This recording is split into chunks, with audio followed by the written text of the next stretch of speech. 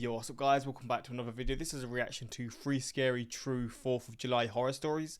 Obviously, I'm posting this on the 4th of July, as long as I remember to post this on the 4th, because I'm reacting to this on the 3rd, but I've done so many videos, I just hope I manage to remember to put this on the 4th. But obviously, if this is on the right day, I hope you're having a great day. I hope you're celebrating, not drinking too much. I mean, like, drink as much as you want, just obviously stay safe. I don't know if these videos will be related to actually on like celebrations on the day, or just they happen to be on the same day. But yeah, we're going to check this out. But again, hopefully having a great day, and this reaction doesn't ruin your day too much and make you think, oh no, today's going to not be great because this might happen to me. But no, we're going to jump into this. Hopefully going to enjoy. Links are in the description to my Patreon if you want to see some more of my reactions, and let's jump into this.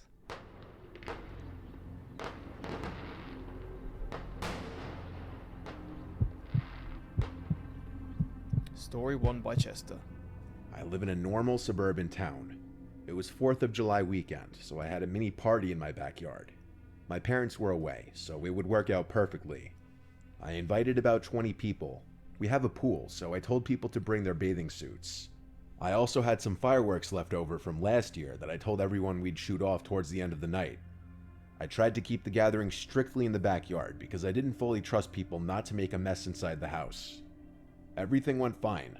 Anywhere from 20 to 30 people showed up. Everyone stayed in the yard. Some people jumped in the pool, others played drinking games, and later in the night we shot off some fireworks in the street. The party started to die down after 12, and by 1:30 everyone was gone. There were a million red plastic cups in the yard and tons of empty cans and bottles. But that was a mess to worry about tomorrow. I was beat. I went inside and changed out of my clothes and brushed my teeth, then crawled into bed.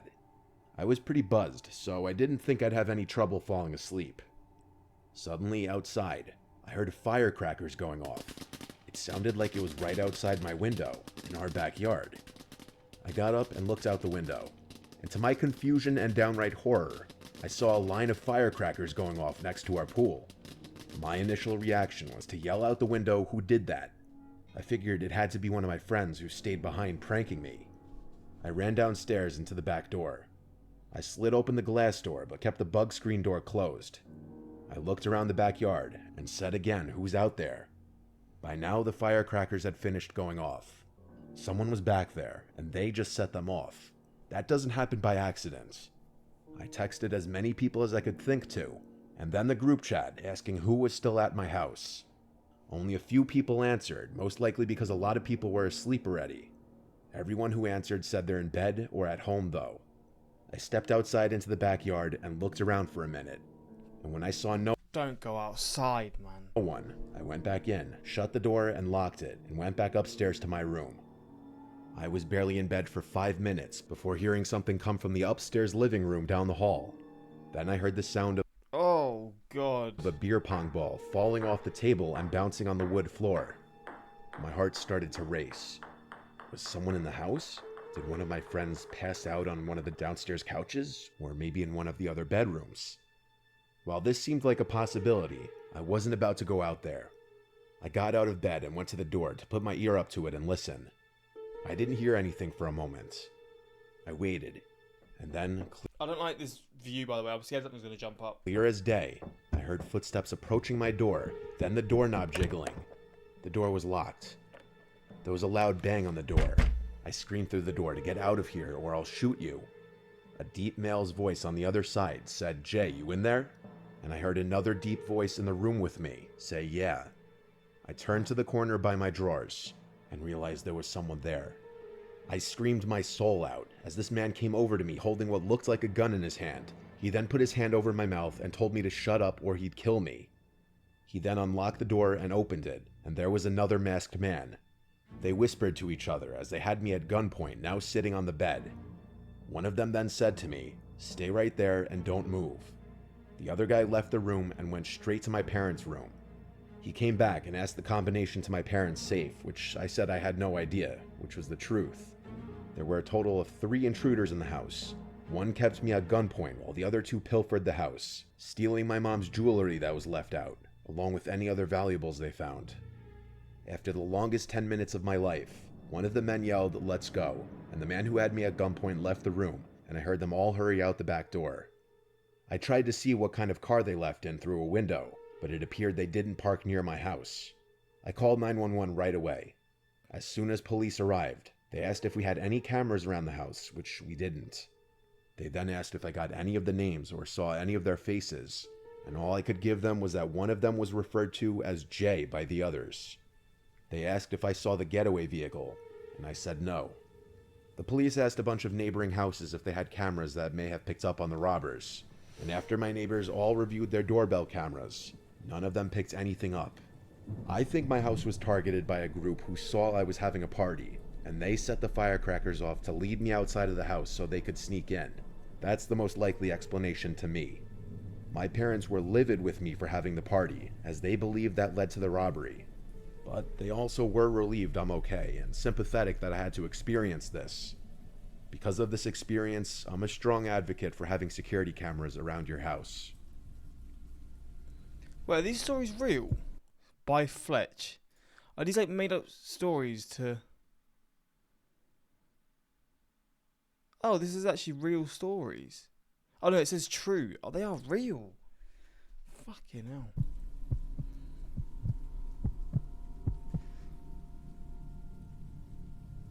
It was 4th of July 2015.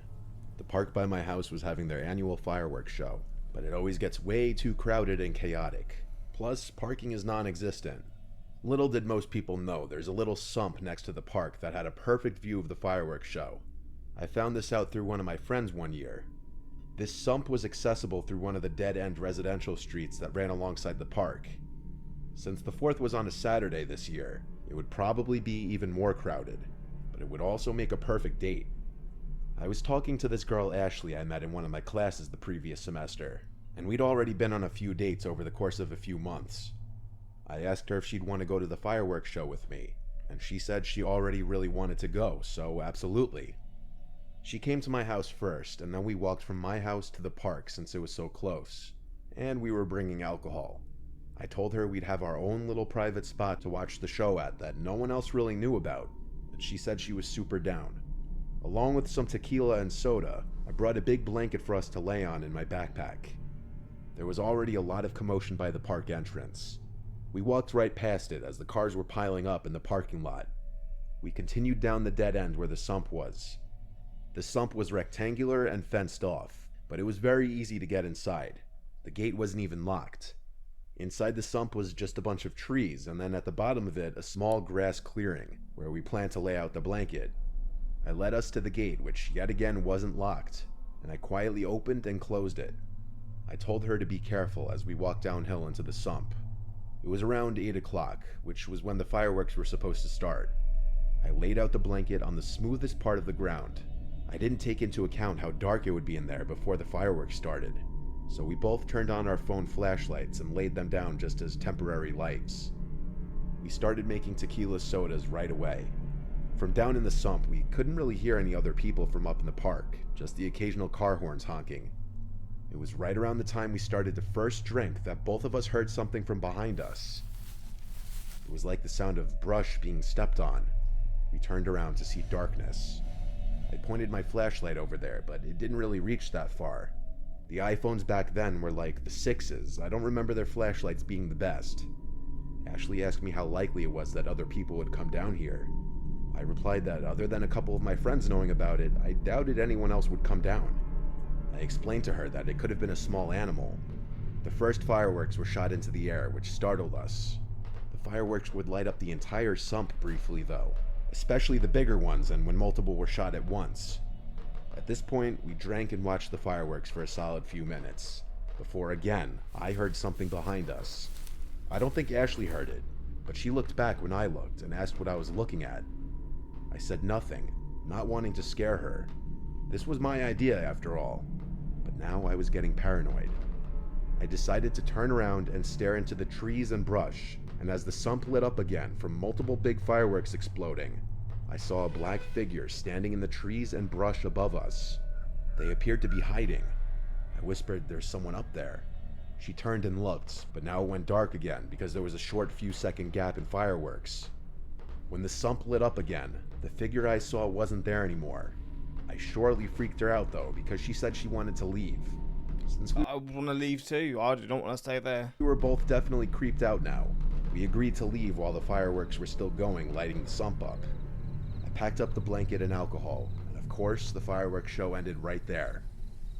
It was now dark and quiet again in the sump, so we turned our flashlights back on and walked up the hill. Fuck that. As we neared the top, I couldn't help but shine my flashlight into the trees in the general Fuck that, man. vicinity that I saw that figure before, and I felt my heart skip a beat, seeing a black figure again, maybe 10 feet away. It appeared to be a person in a black hoodie or robe with the hood up, even though it was like an 82-degree night. They were standing behind a big tree, but then, as if in response to the light, they started to run through the brush at us. I pushed Ashley along to hurry up as they yelled to go. We got the hell out of there and basically ran down the street until we were around other people. We weren't followed. Oh my days. Flipping hell, man. I'm not sure what that person was doing in there, but it seemed they were stalking us the entire fireworks show, and them running towards us meant they wanted to hurt us. I only saw one person, so I believe they were alone, but I could be wrong. I stayed clear from going in that sump ever again. Good idea. Good idea.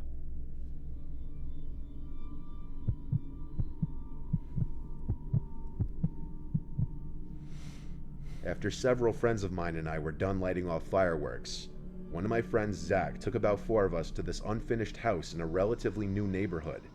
2 of the people became disinterested pretty quickly, so they left before we even started examining the house, leaving only 3 of us, Zach, myself, and Adam.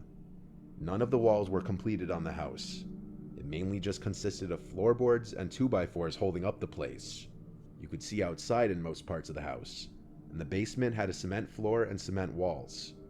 The house consisted of 2 floors and a basement, so 3 floors in total. The steps were completed enough so that we could travel up and down them easily. As we started inspecting the house, Zach told us to keep our phone flashlights off as much as possible because the houses next to us were finished and inhabited, and the people living there might call the cops if they noticed us snooping around. We therefore were mainly just going off the moonlight from outside for vision. What? Why? 3 of us stuck together most of the time. As soon as we walked upstairs, we could hear a voice from the main floor or the basement, so we would run downstairs to find out what it is, and as soon as we did that, we would hear a noise from upstairs, so we would run up there. This pattern continued for a good while. We assumed the noises were just the wind knocking over pieces of wood, pipes, or whatever else that was lying around, or it was some kind of animal running around the house. Eventually, as we were walking slowly in the basement, trying to discover who or what it was making the noises, I saw someone slowly walking up the stairs next to me. I could see a light emanate from his or her phone, but it wasn't strong enough for me to be able to see who he or she was. I whispered to Zach and Adam, "Is that you?" They both said it wasn't them, and it turns out that they were both right in front of me. Shortly after I asked that, I saw a bunch of pipes that were leaned against the unfinished wall fall over down the stairs. It didn't look like they fell over by accident. It looked like someone deliberately pushed them over. At that point, I knew whatever we were hearing was not an animal or the wind. I knew that someone else was in the house. Oh god, this is creeping me out, man. I don't like this stuff at all. After that encounter, the 3 of us stormed out of the house. We all stood on the neighborhood road a decent distance from the house, discussing what just happened. Zach was convinced that the person I saw was one of the 2 friends who decided to leave earlier. I told him that there was no way it was either of them. One of them was a girl who didn't want to get her shoes dirty, and the other was a guy who was dating this girl and was around her all the time, so I couldn't picture either of them doing that. I tried to convince him that it wasn't them, but he didn't fully believe me. So you went back in? He then realized that he lost his keys and he had to go Oh, shut up, man. Don't fucking... What are the chances of that? You've lost your keys. Oh, so I've got to go back inside. back in the house to find them anyway. That left Adam and I to stand around to wait for him. He went on his own. As Adam and I were waiting for Zach, I thought I could see a big, dark figure coming from around the right side of the house, but I couldn't tell for sure. We were still trying to not use our flashlights so the neighbors wouldn't notice us. After a few minutes, Zach came back with his keys and said he saw someone in the house again. I told him what I saw. Still convinced that it was our other 2 friends messing with us, he walked around the left side of the house. Bro, Bro, this guy is nuts. Adam and I followed him. When he got to the back of the house, I saw him jump up and say, "Run." We ran away. He later said he saw a tall, dark figure reaching his arms up and slowly moving towards him. I ran out to the road in front of the house. I thought both Adam and Zach were following me, but I could only see Zach behind me. When I stopped running, there was a giant dumpster in front of me. I was on the left side of it, and Zach was on the other side. I saw Zach look to his right, to an area behind the dumpster that I couldn't see from where I was standing. I heard him say, "We don't want any trouble." He then told me to run to his truck. He drove me to the house in his truck, and Adam drove separately. Bro, it's creeping me out. This shit. It looks like there's fucking someone there, man. Oh. He drove me to the house in It's his just the pixels. truck, and Adam drove separately. Apparently, Adam had already gone to his car. I ran towards the truck, and we took off. Zach told me that he saw a big, dark figure approaching him. Bro, I keep thinking someone's gonna jump up. After he said, "We don't want any trouble," he saw the figure going behind the dumpster, heading in my direction, and that's why he told me to run for the truck. Adam later mentioned that as he took off in his car, he saw 3 figures running after him in the rearview mirror. Chances are these figures could have been neighbors messing with us, but the way in which they acted was very strange. Considering how big and tall some of them seemed to be, it's hard for me to believe that they were just teenagers. Zach was in his early 20s, Adam was in his late teens, and I was in my late 20s when this happened. I can't help but wonder who those people were, and how capable they were of doing something far worse than just messing with us and scaring us away. I can't help but wonder if maybe they were some weird members of a cult who regularly got together in that house late at night, and that's why they were trying to scare us away. Since this was the 4th of July, there was a bigger chance of weirdos walking around. But Zach said that there were people who chased after him another time he was at that same house. I wasn't there with him that time, so I can't go into too much detail on that story, but I wonder if those were the same people.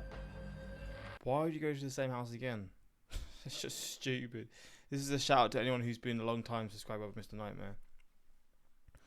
Since 2014 or longer, like I have. In my opinion, Mr. Nightmare is the goat of telling horror or scary stories on YouTube. It's always a good time. Yeah, I mean, this creeped me out, man. I don't know how I could watch this on my own in my own time. Like, I'm good. It creeps me out too much, but for reactions, it's alright. And yeah, I mean, I guess they are true. It says they're true. I'm not sure if they all of them legit are, but if it's saying they are true, then they are, and that is horrible. But yeah, hopefully you found this interesting. Hopefully it doesn't scare you for having fun today. And yeah, again, hopefully you have a good day and just have all the fun that you want. But yeah, until next time, like, subscribe. Peace.